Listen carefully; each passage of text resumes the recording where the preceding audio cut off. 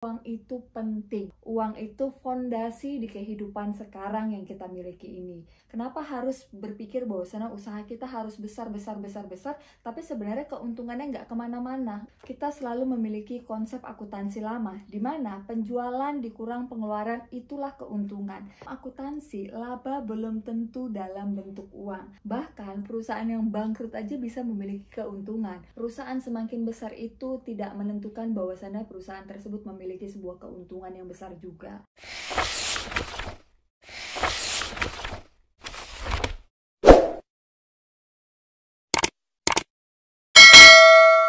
Hai Romis, kita masuk ke bagian pertama dari buku ini ya. Sebenarnya buku ini tuh cukup bagus buat kita yang mau mengelola manajemen keuangan, bukan cuma manajemen keuangan pribadi, tapi juga manajemen keuangan perusahaan. Tapi memang dia lebih spesifik membahas tentang manajemen keuangan perusahaan ya. Tapi ilmunya bisa kamu pakai sehari-hari. Nah, di bab pertama ini dia itu lebih mempertegas kita poin-poin penting yang mungkin selama ini kita salah mengadopsi. Di Instagram aku udah kasih teaser sih sebenarnya kemarin tentang bagaimana sebenarnya kita selalu menempatkan keuntungan itu di belakang. Nah, di bagian pertama ini tuh dia menggambarkan bahwasannya perusahaan kita itu bisa jadi monster yang selama ini melahap uang kita tidak terkendali karena kita salah memahami konsep. Sebenarnya dia juga menceritakan tentang kejadian dia, pengalaman dia ketika dia berhasil membuat satu perusahaan, kemudian perusahaan tersebut sukses dan dia jual perusahaan tersebut dengan nilai yang bombastis. Cuman abis itu dia kalep lah kalau bahasa kita ya. Kalepnya dari yang ibarat kata tidak biasa memiliki uang banyak, kemudian dia punya uang banyak sampai akhirnya dia jadi angel investor. Dia menginvest ke perusahaan-perusahaan kecil-kecil, startup untuk dia berpikir bahwasannya aku bertangan emas, apapun yang aku sentuh itu akan menghasilkan gitu. Ya congkak lah ibarat kata. Dia lupa dengan sistem manajemen keuangan pada saat itu dan dia berpikir masa sih sebar 10 peluru satu pun gak ada yang jadi, masa sih sebar segini sekian peluru satu pun gak ada yang jadi. Dan dia berpikir tenang kok, aku ini bertangan emas, apapun yang kusentuh itu pasti jadi kok. Akhirnya ternyata bisa dibilang hampir semua perusahaan yang dia bangun itu gagal, bangkrut, karena dia cuma berpikir keluarin duit itu kebutuhan untuk meningkatkan penjualan dan lain sebagainya. Ternyata pengeluarannya makin gede dan sampai akhirnya cuma satu perusahaan yang bertahan dari sekian ratus perusahaan startup yang dia bangun. Itulah pengalaman pribadi dia yang dia sampaikan di bab pertama ini untuk kita memahami tentang konsep manajemen uang. Dan disinilah dia mempertegas bahwasannya uang itu penting. Dia menggambarkan secara pasti di sini. Bakat, kecerdasan, tekad, keterampilan itu tidak akan pernah bisa menggantikan peran uang. Emang sih nggak bisa dipungkiri ya, karena mau dipastikan dia bahwasannya keamanan finansial itu penting sekali. Apalagi kita hidup di zaman sekarang, jadi nggak bisa dibilang bahwasannya uang itu bukan segalanya.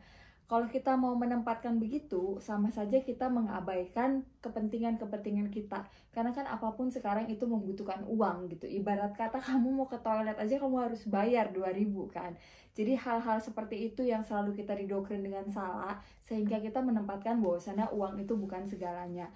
Memang poinnya bukan untuk bersifat matre, tapi kita sudah harus melihat poin pentingnya adalah keamanan finansial. Uang itu fondasi di kehidupan sekarang yang kita miliki ini. Benar juga, kita kan gak hidup di zaman dulu di mana cuman bermodalkan tanah di belakang rumah kita bisa bercocok tanam, kemudian kita hidup. Udah gak begitu kan sekarang. Dan dia di sini juga mau mempertegas bahwasannya mungkin selama ini kita berpikir usaha yang impas itu tuh hal wajar.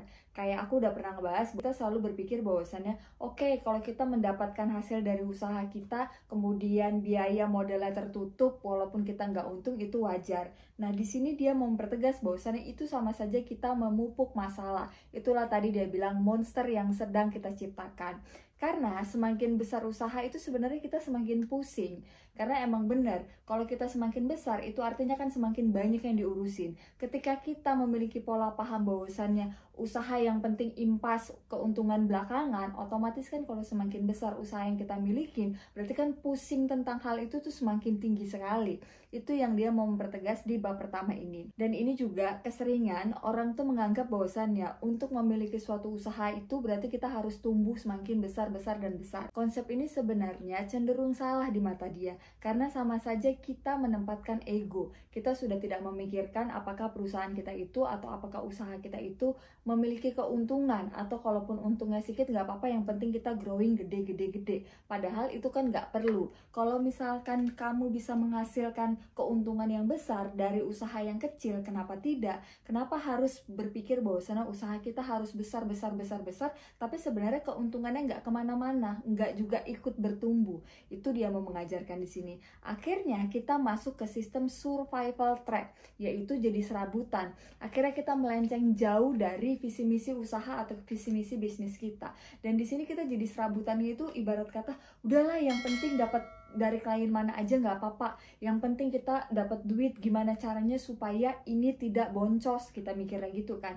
Karena akhirnya cuman kita berpikir bahwasanya gimana caranya ini impas, modal ketutup, untungnya ya udah deh belakangan. Bahkan sampai dia menyebutkan banyak akhirnya para entrepreneur itu, ya udahlah kalau akunya tidak digaji nggak apa-apa, asal perusahaan aku bisa menutupi biaya modal atau biaya pengeluaran lainnya.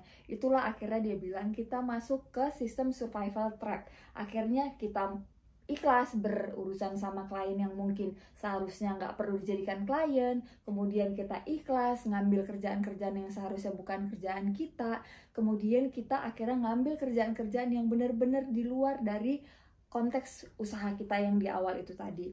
Dan dia menjelaskan juga, kita selalu memiliki konsep akuntansi lama, di mana penjualan dikurang pengeluaran itulah keuntungan.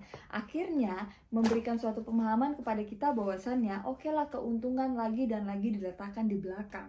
Dan kita selalu menempatkan gimana caranya begitu kita mendapatkan pendapatan, kita keluarkan dulu semua. Keuntungan diletakin belakang, kemudian keuntungan tipis juga nggak masalah. Itu salahnya. Dan akhirnya orang berlomba-lomba untuk meningkatkan penjualan, karena konsepnya jadinya begini. Oke, kalau penjualannya besar berarti pendapatannya besar, tapi keseringan para perusahaan-perusahaan atau para entrepreneur untuk meningkatkan penjualan, otomatis kan ada biaya lagi yang harus dikeluarkan. Kan nggak bisa tanpa berbuat apapun penjualannya akan meningkat. Akhirnya tambah karyawan, kemudian tambah marketing, kemudian tambah jasa ini, jasa itu, dan segala macam. Dan itu kan pengeluaran. Itu yang akhirnya salah. Akhirnya untuk meningkatkan penjualan, kita akhirnya meningkatkan pengeluaran lagi. Itulah akhirnya keuntungan makin tipis dan tipis. Dia menyebutkan, pepatah lama sering mengatakan butuh uang untuk mendapatkan uang, tapi kita jarang sekali untuk diingatkan bahwasannya mengeluarkan uang banyak sama dengan mendapatkan uang lebih sedikit. Ini dia tadi, karena kita berfokus untuk penjualan lebih besar, akhirnya kita lupa kalau kita ternyata di belakangnya ini tuh banyak nih pengeluaran yang akhirnya kita keluarkan. Jadi dia di sini mau mengajarkan kita bahwasannya bagaimana caranya kita untuk memperkecil itu, dan kita membuang konsep-konsep lama seperti itu. Karena kita terlalu kebiasaan dengan pendapatan besar sama dengan penjualan besar, dan kita lupa bahwasannya ada pengeluaran besar juga di balik itu. Akhirnya kita balik lagi nih ke survival trap lagi, dimana kita terjebak lagi dengan kondisi ya udah gimana caranya dapat project walaupun sebenarnya project itu nggak baik atau sebenarnya nggak bisa making profit secara gede, atau bahkan cuma sekedar bersifat impas.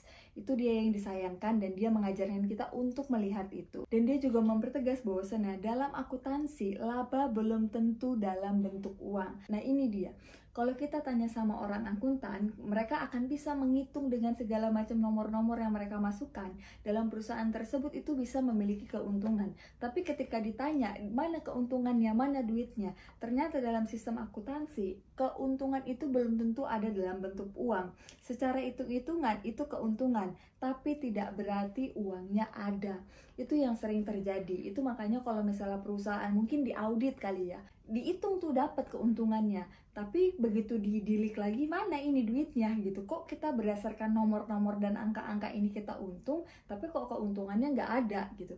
Itulah dia mempertegas di bab pertama ini, kita harus pintar ngelihat. Kalau kita mau ngelihat hitung-hitungan tentang keuntungan, jangan cuman berpatokan sama sistem akuntansi, karena berdasarkan angka-angka yang mereka masukkan dalam sistem perhitungan mereka, tentu kita akan memiliki keuntungan. Bahkan perusahaan yang bangkrut aja bisa memiliki keuntungan, padahal udah jelas kan perusahaan tersebut bangkrut.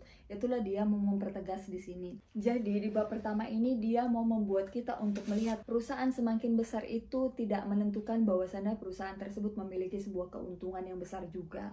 Bisa jadi malah keseringan perusahaan-perusahaan tersebut tuh sedang bleeding, bahasa modernnya kan, sedang berdarah-darah untuk menutupi biaya operasionalnya, untuk menutupi apa yang harus dibayar, biaya pengeluaran dan lain sebagainya. Hingga akhirnya mereka berlomba-lomba untuk meningkatkan penjualan.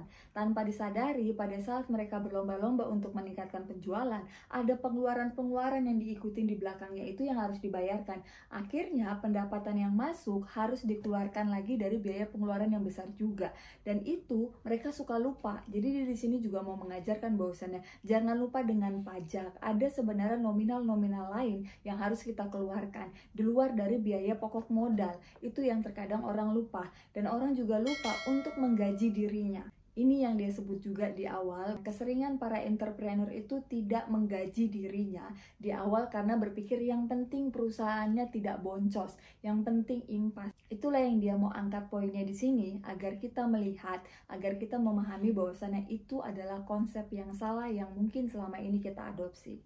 Itu yang aku tangkap di bab pertama. Dan untuk kalian yang tertarik dengan buku ini tuh ada banget di Instagram aku, kalian bisa cek di Instagram aku. Di situ aku kasih aksesnya biar gampang. Thank you for watching.